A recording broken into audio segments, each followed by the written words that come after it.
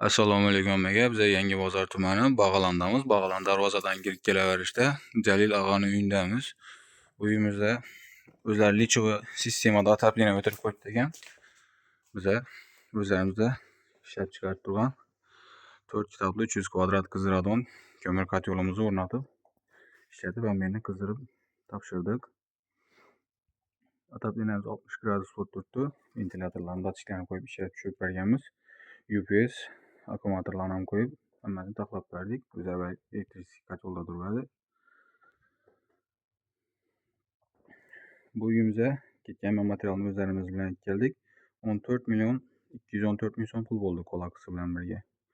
Morimiz 127 lik bo'ldi. Qolgan meyda chudavarlari, nasos, plastik turbalari. Ichanda aytilgan ishlarni bir qator ko'rsatib o'tamiz. Ichan tarafimizdan bir yere batareya qo'yib berganmiz.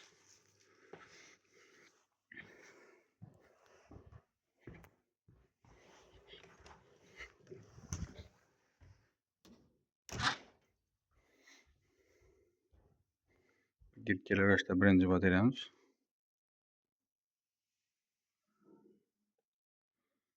ellik gradus ko'z turibdi.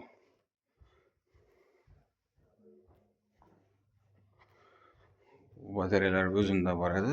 Biz ichan tarafi yerini spalnimizdan bir batareya qo'yib berdik.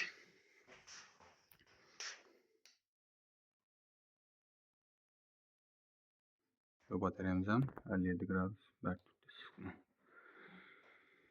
Esa ko'rib boraversizlar, shu bilan bu uyimizdagi ishimizni ham yakunladik. Xudo xolasa bu yil hisobini oxirgi ishimiz bu. 2026-yil yanvar oyida hali ish olmadik.